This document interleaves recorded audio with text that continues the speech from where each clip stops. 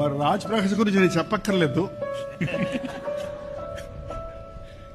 చాలా మంచి చూడనబడే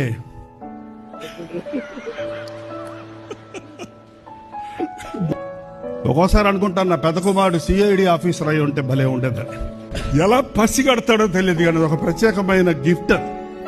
రాబోయేదాన్ని పసిగడతాడు, హెచ్చరిస్తాడు. మొహమాటం లేదు, ఎవడైనా సరే మొహమాటం లేదు. మా రెండో కుమారుడు గురించి ఆయనే చెప్పుకున్నాడు ఇప్పుడు దాకా. నేను ఒక పేరుంది మా ఇంట్లో, నీ ముద్దుల కొడుకు అంటుంది నా భార్యని. ఎప్పుడు ఎంట పెట్టుకుంటాను, ఎందుకంటే ఈ ముద్దుల కొడుకుని ఎవరిని ఎత్తుకుపోతారేమోనని, సైతాన్ని ఎత్తుకుపోతేమోనని. అయినా కూడా తప్పించుకొని తిరిగారని ఇప్పుడు చెప్పింది చూస్తే నాకే ఆశ్చర్యం వేసింది. బట్ దేవుడు వదిలిపెట్టాడు కదా.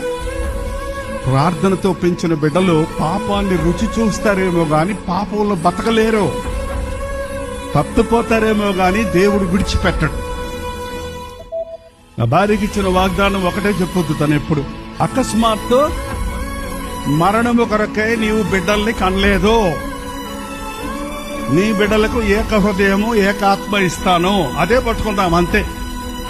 ఎటువంటి పరిస్థితుల్లో కూడా నేను బాధపడుతున్నా కూడా తను వదిలిపెట్టను. నేనైతే నాకు తెలియదు ఎన్ని రాత్రులు నా బిడ్డల కోసం తిండి తినకుండా నిద్ర పోకుండా మూలుగుతున్నాను. ఒకవేళ కొడుకులకు కూడా పూర్తిగా తెలియదు, నా భార్యకు తెలుసు. సోఫాలో కూర్చొని ఏడుస్తుంటే పక్కన నిలబడి ఎంతసేపు ఏడవదు, ఊరుకోమందు.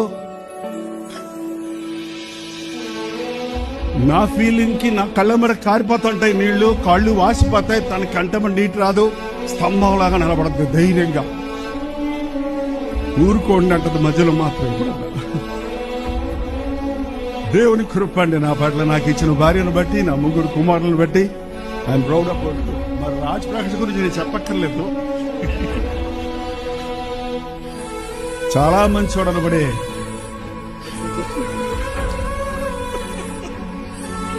నువ్వు కూడా అప్పుడప్పుడు మెసేజ్ల్లో చెప్తుంటేనే అవునా అనిపిస్తుంది నాకు.